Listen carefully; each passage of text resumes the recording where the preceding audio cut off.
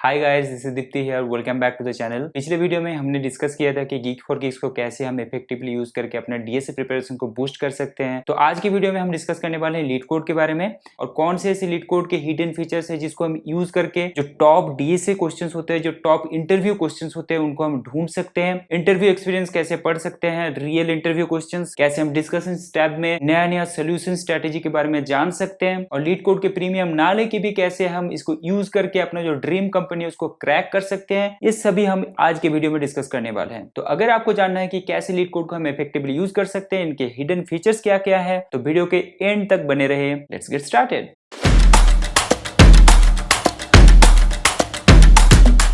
Home page में यहाँ पे आपको नेविगेशन बार में कुछ मेनूज दिख रहा होगा। तो जैसे मैंने बोला था कि LeetCode is the best to practice DSA, तो सीधा हम चले जाएंगे प्रॉब्लम्स में। तो यहाँ पे आपको बहुत सारी चीज़ें देखने को मिल रहा है, लेकिन आपको ज़्यादा फालतू चीज़ों में ध्यान नहीं देना है, आपको प्रॉब्लम स्टार्ट कर देना है। तो प्रॉब्लम कैसे ढूंढेंगे, मतलब कहाँ से स्टार्ट करना है। आप अगर एकदम बिल्कुल स्क्रैच से स्टार्ट कर रहे हो डीएसए प्रिपरेशन, कोडिंग क्वेश्चंस कर रहे हो, तो आपको पहले तो इजी प्रॉब्लम सॉल्व करना पड़ेगा। तो आपको कॉन्फिडेंस भी बढ़ेगा और आपका इम्प्लीमेंटेशन अच्छे से आ जाएगा। तो इसके लिए इजी प्रॉब्लम वो होना चाहिए जो जिसमें ज़्यादातर लोगों का प्रॉब्लम्स का जो सोल्यूशन है वो एक्सेप्ट ज़्यादा हुए। तो एक्सेप्टेंस जो रेट है वो हाई होना चाहिए। इसका मतलब वो है कि वो ज़्यादा आसान है आपके लिए। तो पहले तो हम डिफ़िकल्टी को इजी में सॉर्ट करेंगे। ये हो गया हार्ड, ये हो गया इजी। यहाँ पे आपको दिख रहा है कि सारे इजी हैं, लेकिन इससे मेरा काम नहीं चलेगा। यहाँ पे हम एक्सेप्टेंस जो है इसको भी हम ज़्यादा करेंगे। तो आप जैसे देख रहे हो यहाँ पे कुछ मीडियम क्वेश्चंस भी आ रहे हैं। तो यहाँ पे आपको एक लॉक बटन दिख रहा है, ये आपको इग्नोर करना है क्योंकि ये लीड कोड प्रीमियम के लिए है और अभी उसको आपको नहीं चाहिए। तो जैसे मैंने यहाँ पे प्रॉब्लम को सॉर्ट कर दिया, डिफ़िकल्टी इजी से शुरू हो रहा है और एक्सेप्टेंस जो है वो हाई है, मतलब आपके लिए प्रॉब्लम बहुत ही इजी रहेगा क्योंकि ज़्यादातर लोगों के जो सॉल्यूशन है प्रॉब्लम के लिए वो एक्सेप्ट ज़्यादा हुए हैं। तो इसका मतलब लोगों को प्रॉब्लम आसान लगा होगा, तो आपके लिए भी प्रॉब्लम आसान लग सकता है। तो यहाँ पे मैंने प्रॉब्लम को सॉर्ट कर लिया। यहाँ पे आप देख सकते हो ऊपर एरे है, स्ट्रिंग है, हैश टेबल है, डायनेमिक प्रोग्रामिंग मैथ है, सॉर्टिंग, ग्रीडी एंड बहुत सारी चीज़ें हैं। आप ऐसे टॉपिक वाइज भी प्रॉब्लम कर सकते हो, जैसे मैंने जीएफजी में बताया कि आप टॉपिक वाइज प्रॉब्लम को चूज करके शुरुआत में कर सकते हो। और अगर आप चाहते हो कि रैंडमली प्रॉब्लम सॉल्व करें तो ऐसे भी आप सॉर्ट करके कर सकते हो। तो let's quickly choose a random questions and then we can see what's inside. Okay, तो मैं रैंडमली ये क्वेश्चन को दूसरे टैब में खुल रहा हूँ। तो हमें यहाँ पे प्रॉब्लम स्टेटमेंट पहले मिल रहा है डिस्क्रिप्शन में। तो हमें ये प्रॉब्लम का जो डिस्क्रिप्शन है ये बहुत अच्छी तरह से पढ़ना चाहिए।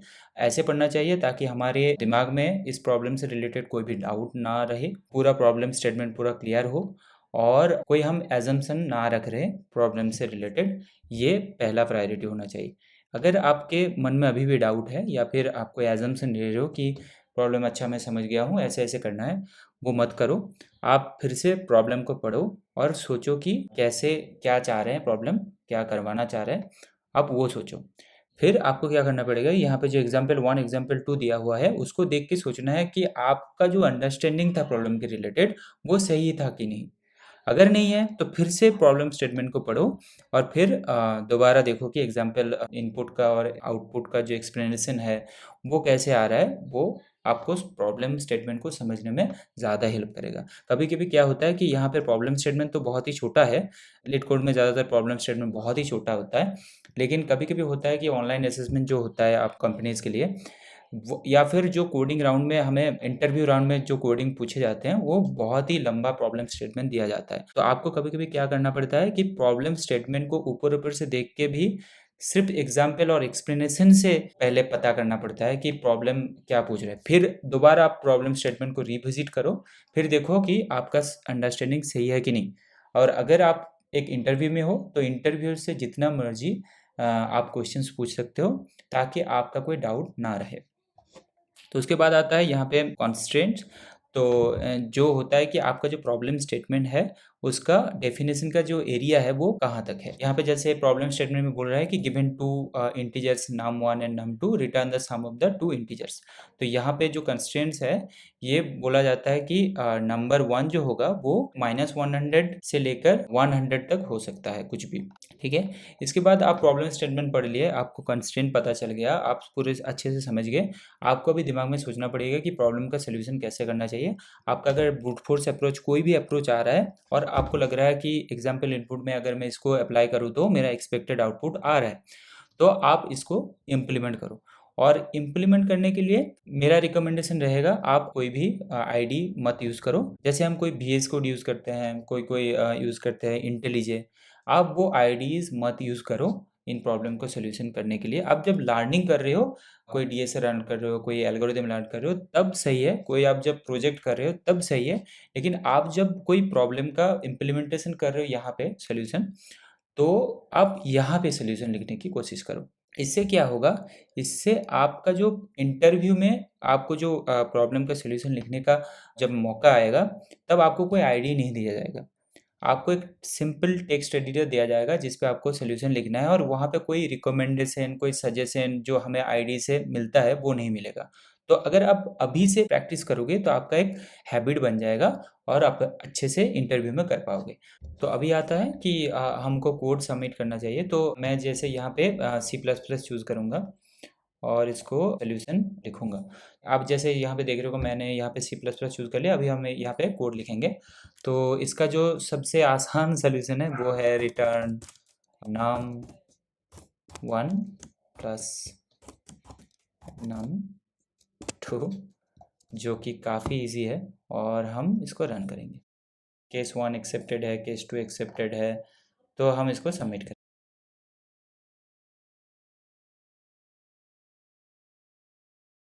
ये एक्सेप्टेड हो गया। अभी फिर से मैं उस डिस्क्रिप्शन पे जाऊँगा और यहाँ पे मैं इसको गलत तरीके से मतलब सबमिट करूँगा। जैसे मैं यहाँ पे नम लिख दिया और रन किया। शायद ये मान लो कि मैंने गलती कर दिया, कोई मिस्टेक कर दिया। तो यहाँ पे जैसे देख रहे हो कि आपको जैसे कंपाइलेशन एरर आ रहा है, जैसे हमें आईडी पे आता है वैसे ही यहाँ पे कंपाइलेशन एरर आया है। तो एरर देख के यहाँ से ही एरर आया है, उसको करेक्ट करना पड़ेगा। जैसे मैंने यहाँ पे num1 की जगह num2 लिख दिया, तो उसको मैंने करेक्ट कर दिया। तो रन कर देता हूँ, ठीक है। तो अभी ये एक्सेप्टेड हो गया। तो ऐसे ऐसे आपको चीज़ों को देखना पड़ेगा कि कंपाइलेशन एरर आया है तो कैसे आपको कंपाइलेशन एरर को ठीक करना चाहिए। आप अगर कोई ऐसे सॉल्यूशन सबमिट किए हो जिससे टाइम बहुत ले रहा है या फिर स्पेस बहुत ले रहा है, तो आपको ये रिजल्ट में दिख जाएगा और आपको स्टेप बाय स्टेप उसको करेक्ट करना है। तो ऐसे आप सीखोगे। तो उसके बाद आता है, आपने तो प्रॉब्लम सबमिट कर दिया, सॉल्यूशन आपका एक्सेप्टेड हो गया। अभी यहाँ पे आपका काम खत्म नहीं होता है। आपको अगर यहाँ पे एडिटोरियल बटन जैसे दिख रहा है अनअवेलेबल है, क्योंकि इसका एडिटोरियल है नहीं, क्योंकि ये बहुत ही ईजी प्रॉब्लम है, बहुत ही ईजी प्रॉब्लम है। और उसके बाद आता है एक टैब सॉल्यूशन, जो अगर आपको कोई हार्ड प्रॉब्लम आप कर रहे हो, यहाँ पे एडिटोरियल ज़्यादातर मिल जाता है। अगर आपको मिल रहा है तो इसको पढ़ लो। यहाँ पे बहुत सारे 2-3 अप्रोच आता है, ब्रूट फोर्स, उसके बाद थोड़ा सा उससे बेटर, फिर बेस्ट सॉल्यूशन आता है। तो ऐसे करके उसका बहुत अच्छा सॉल्यूशन यहाँ पे कभी-कभी दिया हुआ रहता है। तो आप उसको चेक कर सकते हो। वैसे इस क्वेश्चन के लिए नहीं है, तो मैं यहाँ पे जाऊँगा सॉल्यूशन। तो यहाँ पे इस टैब में आपको मिल जाएगा कि यहाँ पे लोगों ने जो सॉल्यूशन सबमिट किया है फॉर दिस पर्टिकुलर क्वेश्चंस, तो आपको वो दिखने को मिलेगा। तो आप कोई भी एक प्रॉब्लम का अगर सॉल्यूशन क्लिक करो, जैसे सॉल्यूशन C++ में है, अगर क्लिक किया तो देखो यहाँ पे इन्होंने भी सेम तरीके से सॉल्व किया है। वैसे ये कॉमन चीज़ है। जैसे आपको कोई दूसरे लैंग्वेज पे भी अगर चाहिए तो आप जावा जैसे हो गया, वो चूज़ कर सकते हो। जैसे आपको यहाँ पे दिख रहा है कि एक बीट मैनिपुलेशन करके एक टैग है। इसका मतलब क्या है कि कोई बीट मैनिपुलेशन को यूज़ करके इस प्रॉब्लम का सॉल्यूशन किया है। इसके ऊपर आप क्लिक करते हो और C++ पे ऊपर क्लिक करते हो, तो इसका मतलब क्या होता है कि बीट मैनिपुलेशन को यूज़ करके C++ में कोई इस प्रॉब्लम का सॉल्यूशन किया है, तो आपको वो देखने को मिलेगा। तो आपको ये मिल गया कि आपको कैसे प्रॉब्लम का सॉल्यूशन करना चाहिए। आप अगर प्रॉब्लम में स्टक हो तो कैसे प्रॉब्लम का सॉल्यूशन देखना चाहिए, वो भी मैंने बता दिया। तो हम फिर से लीड कोड के जो होम पेज होता है उसमें जाते हैं। यहाँ पे अगला जो चीज़ है वो है डिस्कस। ये जो लीड कोड का डिस्कस सेक्शन है, ये मुझे बहुत अच्छा लगता है। ये बहुत ही यूज़फुल है। इसको आप यूज़ करके बहुत सारी चीज़ें लर्न कर सकते हो। मैंने एक प्रॉब्लम का सॉल्यूशन जो मेरे इंटरव्यू में आया था, वो मैं यहाँ से सीखा था। मतलब लीड कोड का जो डिस्कशन सेक्शन था, यहाँ पे एक प्रॉब्लम का 5-10 बहुत सारे सॉल्यूशन लोग देते हैं अपने तरीके से। तो वहाँ पे मैंने एक अप्रोच को देखा था जो मैंने इंटरव्यू में अप्लाई किया था, और पहले it seems to be incorrect to the interviewer, but के बाद बहुत सारे जो टेस्ट केस उन्होंने दिए उनको मैंने उस लॉजिक पे फिट कर दिया, फिर उन्होंने मान गया और अप्रिशिएट भी किया कि ये बहुत अच्छा सोल्यूशन था। ये डायरेक्टली सोल्यूशन नहीं मिला था मुझे, ये मुझे एक अप्रोच मिला था जो मैंने नोट करके रखा था कि ये अच्छा अप्रोच है, किसी प्रॉब्लम के लिए मैं यूज़ कर सकता हूँ। तो उसको मैंने फिर बाद में यूज़ किया और वो मुझे अच्छा लगा कि जो मैंने नोट किया था वो मुझे काम आ गया। जैसे मैंने आपको दिखाया कि सबमिशन या फिर सॉल्यूशन सेक्शन में बहुत सारा सॉल्यूशन आपको दिखने को मिल रहा था, तो उनमें से भी अगर आपको कोई सॉल्यूशन अच्छा लगा, कोई ट्रिकी लगा, तो आप उसको नोट डाउन करके रखो। फिर क्या हो सकता है कि आप जब बाद में कोई प्रॉब्लम का सॉल्यूशन देने की कोशिश कर रहे हो तो आपके दिमाग में वो सॉल्यूशन निकल के आ जाए। तो यहाँ पे हम वापस आते हैं, जैसे यहाँ पे इंटरव्यू क्वेश्चंस के ऊपर कुछ डिस्कशन हुए हैं, जैसे गूगल में ऑनलाइन इंटरव्यू असेसमेंट में क्या क्या पूछे जाते हैं। इंटरव्यू एक्सपीरियंस पढ़ने के लिए यहाँ पे एक टैब है, वहाँ पे जाके आप जैसे यहाँ पे अमेज़न है तो यहाँ पे आपको अमेज़न का इंटरव्यू एक्सपीरियंस और अमेज़न रिलेटेड बहुत सारे जो क्वेरीज होते हैं लोगों के, उनसे रिलेटेड डिस्कशन के आर्टिकल मिल जाएंगे। जनरल डिस्कशन में लोग ज़्यादातर जनरल जो क्वेरीज होते हैं, जनरल जो उनका नॉलेज होता है, नॉलेज शेयरिंग होता है, वो यहाँ पे शेयर करते हैं, आपको उनसे भी फायदा हो सकता है। यहाँ पे एक नेविगेशन में एक्सप्लोर करके बटन है, ये बहुत ही यूजफुल चीज़ है। लोगों का क्वेश्चन होता है कि मैं लीड कोड स्टार्ट कर रहा हूँ कि कौन सी प्रॉब्लम हमें करना चाहिए, डेटा स्ट्रक्चर में स्टार्ट कर रहा हूँ तो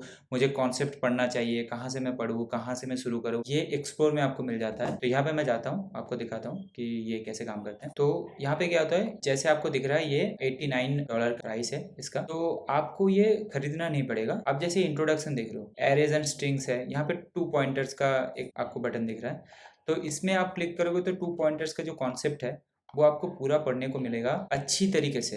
ये प्रीमियम कोर्स से पढ़ने को मिल रहा है, और इनसे रिलेटेड जो प्रॉब्लम है वो लॉक्ड है। जैसे 2 पॉइंटर से रिलेटेड ही ये प्रॉब्लम है, ये प्रॉब्लम को सोल्यूशन करना चाहिए, तभी तो आपको 2 पॉइंटर्स याद रहेगा।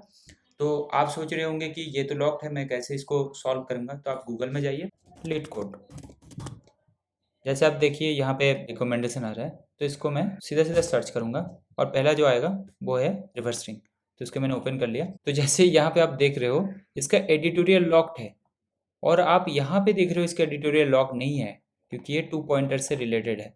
तो आप 2 पॉइंटर से पहले पढ़ लिए, फिर यहाँ पे आके रिवर्स स्ट्रिंग का प्रॉब्लम का सोल्यूशन करो। आपके लिए ये प्रॉब्लम का सोल्यूशन सबमिट करना लॉक नहीं है, तो आप इसको यहाँ से प्रैक्टिस कर सकते हो। तो एक्सप्लोर में लर्न करो, जैसे स्लाइडिंग विंडो टेक्निक, ये एक टेक्निक है टू सॉल्व द प्रॉब्लम। तो आप पहले ये टेक्निक को पढ़ो यहाँ से, और इससे रिलेटेड मैक्सिमम एवरेज सब एरे, मैक्सिमम कंसेक्यूटिव वंस, ये प्रीफिक्स सम, ये सारे प्रॉब्लम स्लाइडिंग विंडो से रिलेटेड है।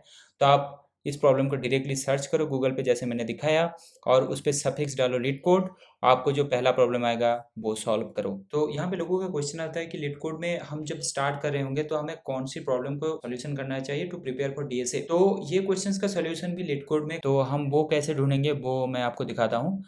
तो जैसे मैंने बोला कि आप प्रॉब्लम में जाइए, यहाँ पे देखिए आपको लिखा है टॉप इंटरव्यू क्वेश्चंस, आप इस पे क्लिक करिए। पहले की तरह आपको यहाँ पे भी डिफिकल्टी लेवल को इजी से सॉर्ट करना है और एक्सेप्टेंस को हाई कर देना है। ये है टॉप इंटरव्यू क्वेश्चंस जो ज़्यादातर कंपनीज ने पूछ के रखे हैं अपने इंटरव्यू में।